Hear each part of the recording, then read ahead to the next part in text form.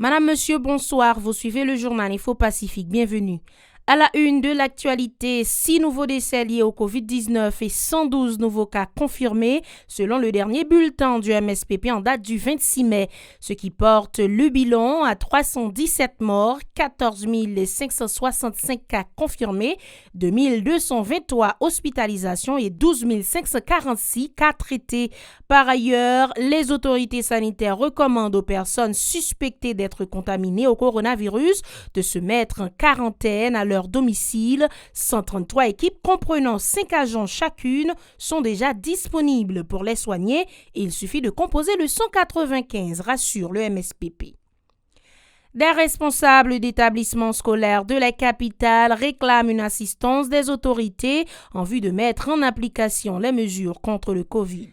L'administration Moïse Joseph déterminée à réaliser le projet de référendum le 27 juin prochain.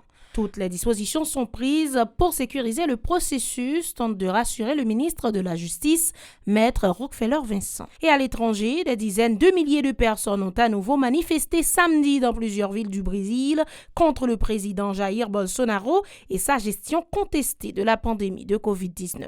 Voilà, madame, monsieur, ce qui fera l'essentiel de ce journal. Restez les nôtres, on vous retrouve dans un instant. Si vous jugez que cette vidéo est intéressante, n'hésitez pas à liker et partager la vidéo. Et surtout, n'oubliez pas de vous abonner à cette chaîne et activer la cloche de notification pour ne pas louper aucune de nos vidéos. Le développement des titres, c'est maintenant l'administration Moïse Joseph déterminée à réaliser le projet de référendum le 27 juin prochain.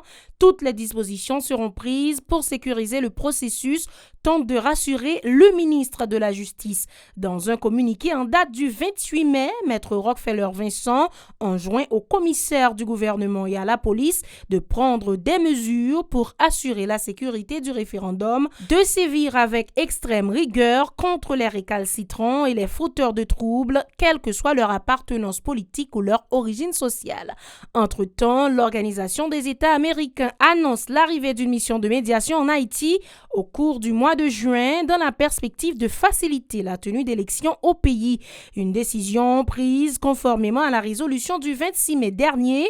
Les représentants du Canada et du Costa Rica ont été entre autres désignés pour faire partie de cette mission. Sur la même lancée, le comité consultatif indépendant a réalisé le 31 mai son 7e débat sur la réforme constitutionnelle autour de la décentralisation. 3 spécialistes étaient invités pour l'occasion, selon l'un des membres du CCI, Jean-Emmanuel Eloi. Plusieurs articles de l'avant-projet de la Constitution sont consacrés à ce sujet. Pour lui, l'adoption du document favorisera le renforcement des collectivités territoriales. Un extrait de ces déclarations. Si je prends l'article de 235 à 259 de notre actuel avant-projet, eh bien, il y a un paquet de garanties. Garanties, ça est lié à une nécessité, à des priorités, pour au moins donner vie, ressusciter, faire avancer les collectivités territoriales. Par exemple, sous structure organique collectivité territoriale, avant-projet a statué sur ça. Personnalité juridique et administrative collectivité territoriale. Division spatiale triangulaire. Là. Département, commune, section communale. Niveau d'autorité compétente. Dans le département, nous avons délégué, vice-délégué, nous avons maire.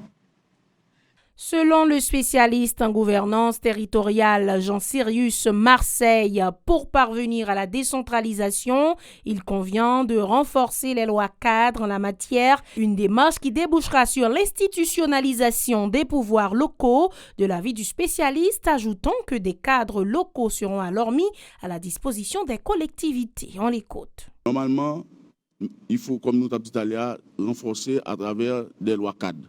Par exemple, nous avons une loi définitivement sur, nous avons dit, l'intercommunalité, qui pour dire comment pour communaux organiser entre eux, dans le cadre de, nous avons dit, principe de participation. Et faudrait-il bien que nous avons une loi sur la fonction publique territoriale. Parce que, je ne dis pas, nous avons des collectivités au gros problème. c'est que maire Languedoc a venu aujourd'hui et puis il voit tout le monde aller, donc il prend l'autre monde. Donc, pas de garantie d'emploi au niveau des collectivités territoriales. Et en dépit du fait que nous avons un déficit de ressources humaines qualifiées, parce que il ne pas répondre vraiment à normes compétitives en matière de paiement de salaire. Donc, il vient faire que tout le monde puisse intéresser à travailler dans le pouvoir central et qui délaisse le pouvoir local. 6 nouveaux décès liés au Covid-19 et 112 nouveaux cas confirmés selon le dernier bulletin du MSPP en date du 26 mai, ce qui porte le bilan à 317 morts, 14 565 cas confirmés, 2223 hospitalisations et 12 546 cas traités.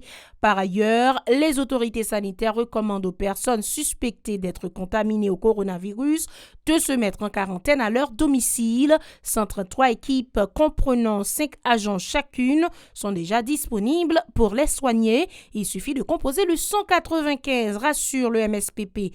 En effet, selon une circulaire du MSPP, toute personne qui ressent des symptômes d'infection par le coronavirus se met en quarantaine à la maison et prend le traitement suivant indiqué par le ministère de la Santé publique.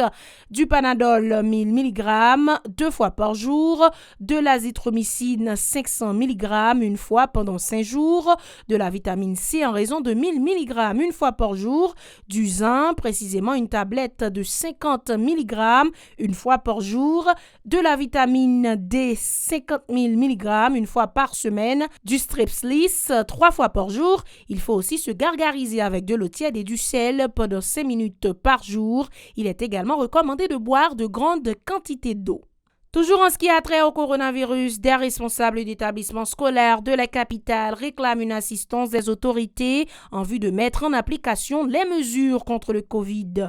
Au collège Notre-Dame de l'Assomption, l'administration indique que les efforts ont été consentis en vue de mettre en application les mesures barrières dont le port du masque et des points d'eau pour que les élèves puissent se laver les mains. L'un des dirigeants de l'établissement qui a voulu garder l'anonymat appelle les autorités à accompagner la communauté scolaire en ces temps difficiles. Écoutons-le s'exprimer au micro de Hirschrezi Lekessi Julien. Depuis environ un an ici à l'école, on avait déjà prévu, les parents, les élèves, quels dispositifs nous pouvons utiliser, non pas pour arrêter de travailler, mais aussi pour continuer. Comment est-ce que nous pouvons les faire? Donc, comme mesure de barrière, effectivement, en entrant à l'école, donc il y a nous ne sommes pas encore arrivés jusque-là parce que les moyens ne nous permettent pas parce qu'on n'a pas reçu la visite des agents de santé. Donc c'est de cette raison. Il y a l'administration par nos propres moyens. Déjà, on a une équipe très bien motivée, commençant par les personnes qui reçoivent les enfants en entrant à l'école. Donc on met de l'eau chlorée. Ensuite, on demande à tout un chacun, avant de pénétrer l'enceinte de l'école, d'utiliser leur masque. C'est le même cri d'alarme lancé par les responsables de l'école fondamentale complète, indiquant avoir exigé le port du masque par les élèves. Des examens ont été organisés prématurément pour limiter la propagation du Covid, fait savoir l'un des membres de la direction de la dite école, ayant aussi requis l'anonymat. Pour lui, les autorités devraient venir en aide aux établissements scolaires lors de la prochaine rentrée des classes. Ces propos recueillis par Hirschrezi Lekessi Julien. Comme vous le constatez, à l'entrée de l'école, nous avons des seaux à poser quelque part pour demander à ceux qui entrent de se laver les mains, tout ça, avant de pénétrer dans les salles de classe et à l'intérieur de l'école. Et ensuite, comme nous avons terminé avec les examens du 3e contrôle, et donc nous avons pris la décision de renvoyer ceux qui ont terminé le 3e contrôle. Maintenant, nous fonctionnons seulement pour les élèves qui vont aux examens officiels pour essayer d'éviter l'attroupement des élèves, tout ça. Et ensuite, nous demandons aux professeurs de porter leur cache-nez comme je le fais moi-même en tant que responsable de l'école. Le 31 mai, c'est la traditionnelle fête des mères, l'occasion pour la structure dénommée Pot-Pourri Expo de clôturer une foire gastro-artisanale de 3 jours organisée dans la capitale autour du thème « Nous avons envie de vivre, laissez-nous vivre ». Les exposants se disent satisfaits d'avoir pris part à cette activité. Écoutons certains d'entre eux au micro de Joseph-Philippe François. Pour une première édition, c'était satisfaisant, d'autant plus que c'était un bagage que nous devions réaliser avec jeunes. Et nous avons pas mal d'exposants qui étaient venus avec eux. Donc, en matière de participants, vu que le pays nous connaît conjoncture, tout le monde peut sortir. Mais nous avons malgré tout full le monde qui est venu dans la matinée. Et dans l'heure tardive, c'est sûr que vous allez. Mais quand même, nous avons des gens qui passent et qui visitent nous quand même. Pour la toute première édition, oui, je suis satisfaite. Parce que c'est un travail que nous avons fait à caractère personnel. Nous avons fait avec tête nous. Ce n'est pas avec aide sponsor. Nous avons fait pour nous réaliser un bagage pour les jeunes. Et oui, nous jeunes venus, c'est la première satisfaction que nous jouons. C'est avec un sentiment de fierté que moi participe dans la foire ça, pour moi exposer l'œuvre que moi réalisée. Moi j'ai une ceinture, moi j'ai un bel bracelet pour monsieur. Depuis beaucoup en sèche, et puis on gratter, on bal forme et on réalise le collier. Une plante médicinale qui est vraiment importante, qui a un paquet de bienfaits que l'y fait sous nous, qui aide nous sur le plan santé. C'est un cocktail qui est fait à base de plus d'une dizaine de fruits. Nous pensons qu'il y a un peu de monde qui vient toujours et nous sommes fiers pour nous capables de servir des productions pour pourrir. Donc nous avons regardé comment nous sommes capables de faire et produits artisanaux avancer plus.